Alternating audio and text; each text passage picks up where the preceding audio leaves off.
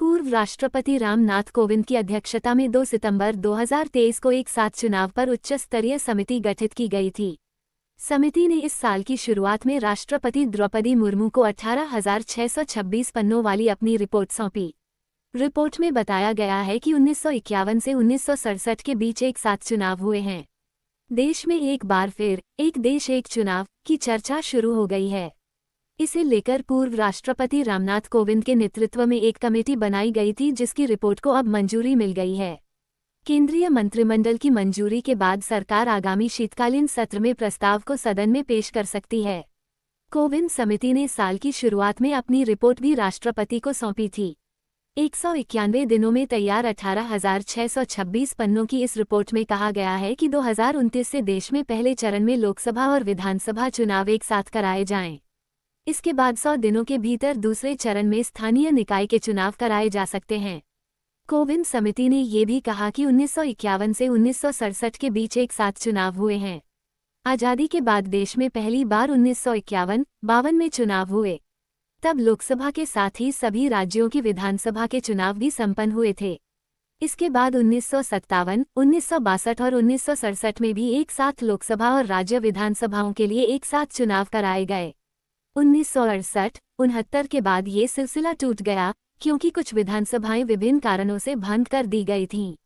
Kovind committee की report के मुताबिक आंध्र प्रदेश राज्य का गठन 1953 में मद्रास के क्षेत्रों को काटकर किया गया था। उस वक्त इसमें 190 सीटों की विधानसभा थी। आंध्र प्रदेश में पहले राज्य विधानसभा चुनाव फरवरी 1955 में हुए। दूसरे आम निर्वाचन 1957 में हुए। 1957 में 7 राज्य विधानसभाओं बिहार, बॉम्बे, मद्रास, मैसूर, पंजाब, उत्तर प्रदेश और पश्चिमी बंगाल का कार्यकाल लोकसभा के कार्यकाल के साथ समाप्त नहीं हुआ। सभी राज्य विधानसभाओं को भंग कर दिया गया ताकि साथ-साथ चुनाव हो सके। राज्य पुनर्गठन अधिनियम 1956 को 1956 में पारित किया गया था। एक साल पश्चात दूसरा आम निर्वाचन 1957 में हुआ। 1957 के आम चुनाव में कांग्रेस को सबसे तगड़ा झटका देश के दक्षिणी छोर पर स्थित केरल से लगा। यहाँ भारतीय कम्युनिस्ट पार्टी कांग्रेस के सामने एक बड़ी चुनौती के रूप में सामने आई। चुनौती भी ऐसी कि इस पार्टी ने कांग्रेस को राज्य की सत्ता से बाहर कर दिया। इसके साथ ही आज़ादी के 10 साल बाद केरल वह पहला राज्य बना जहां गैर कांग्रेसी सरकार सत्ता में आई। लोकसभा के साथ कराए गए राज्य विधानसभा चुनाव में लेफ्ट को केरल की 126 में से 60 सीटों पर जीत मिली। 5 निर्दलीय विधायकों के समर्थन से वाम दलों ने बहुमत भी हासिल कर लिया और एमएस नंबूदरीपाद देश के पहले गैर कांग्रेसी मुख्यमंत्री बने। इतिहासकार रामचंद्र गुहा अपनी किताब इंडिया आफ्टर नेहरू में लिखते हैं कि कम्युनिस्ट विचारधारा की किसी बड़े देश के बड़े राज्य के चुनाव में ये पहली जीत थी। शीतयुद्ध की ओर बढ़ती दुनिया के लिए यह नतीजे कई सवाल भी लेकर आए थे। कई विवादों के बीच केरल की यह गैर कांग्रेसी सरकार अपना कार्यकाल पूरा नहीं कर सकी।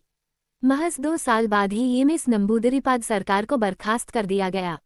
1960 में राज्य में नए सिरे से विधानसभा के चुनाव हुए। इन चुनावों में वाम दलों को बहुत बड़ी हार मिली। कांग्रेस ने इन चुनाव में सोशलिस्ट पार्टी और मुस्लिम लीग से गठबंधन कर लिया।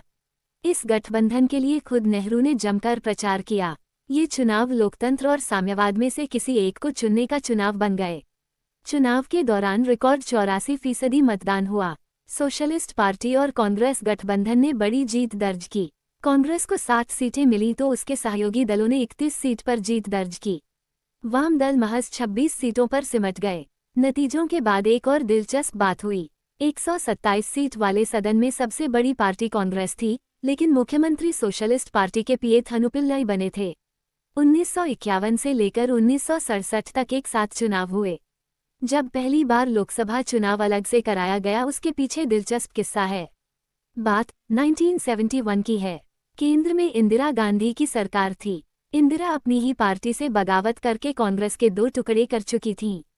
चुनाव में 14 महीने का वक्त बचा था। इंदिरा की नई पार्टी कांग्रेस नए सिरे से बहुमत हासिल करके अपने प्रगतिशील सुधारों को लागू करना चाहती थी। वो सुधार जिन्हें कांग्रेस के ओल्ड गार्ड्स की वजह से इंदिरा अब तक लागू नहीं कर सकी थीं। इसके लिए इंदिरा और उनकी पार्टी ने वक्त से पहले चुनावों में जाने का फैसला लिया। इसके साथ ही ये तय हो गया कि लोकसभा चुनाव राज्यों के विधानसभा चुनाव के साथ नहीं होंगे। गुहा, इंडिया आफ्टर नेहरू किताब में लिखते हैं कि समय से पहले आम चुनाव करवाकर प्रधानमंत्री ने बड़ी चतुराई से अपने आप को विधानसभा चुनावों से अलग कर लिया था। गुहा लिखते हैं कि दोनों चुनाव साथ साथ होने की स्थिति में जाति और नस्लीयता की भावना राष्ट्रीय मुद्दों को प्रभावित कर देती थी। 1967 के चुनावों में कांग्रेस को इससे बहुत नुकसान हुआ था। खासतौर पर तमिलनाडु, केरल, महाराष्ट्र और ओडिशा जैसे राज्यों में स्थानीय मुद्दों ने बहुत असर डाला था। इस बार इंदिरा ने तय किया कि पहले आम चुनाव करवाकर वो इन दोनों ही मुद्दों को अलग कर देंगी और जनता से राष्ट्रीय मुद्दों के आधार पर सीधा समर्थन मांगेगी। वहीं दूसरी ओर कांग्रेस के बुजुर्ग नेताओं के धड़े से बनी कांग्रेस ने जनसंघ, स्वतंत्र पार्टी, समाजवादी और क्षेत्रीय पार्टियों के साथ मिलकर इंदिरा के खिलाफ एक महागठबंधन बनाया। इस महागठबंधन ने इंदिरा के खिलाफ अभियान चलाया। इसी दौरान विपक्ष की ओर से इंदिरा हटाओ का नारा गढ़ा गया। इस नारे को इंदिरा की कांग्रेस ने अपने पक्ष में मोड़ लिया।